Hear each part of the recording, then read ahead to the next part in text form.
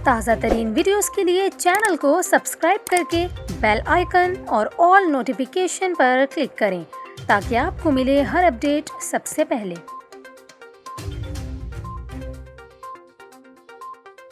और यहाँ पर आपको खबर दें, महकमा मौसमियात का ये कहना है कि कराची में आज बारिश के 30% इम्कानात हैं। कराची में आज सुबह से ही गर्मी का राज बरकरार है। महकमा मौसमियात के मुताबिक शहर में हवा में नमी का तनासुब 76% रहा। ज़्यादा से ज़्यादा दर्जा हरारत 36 से 38 डिग्री सेंटीग्रेड तक रहने का इम्कान है। ताहम गर्मी की शिद्दत 43 से 45 डिग्री तक महसूस की जा सकती है। इसके अलावा महकमा मौसमियात के मुताबिक शहर में आज बारिश के इम्कानात 30% हैं। भारतीय रियासत गुजरात में हवा का कम दबाव अब भी मौजूद है, जिसके बायस सिंध के मुख्तलिफ अजला में दरमियानी शिद्दत की बारिश हो सकती है।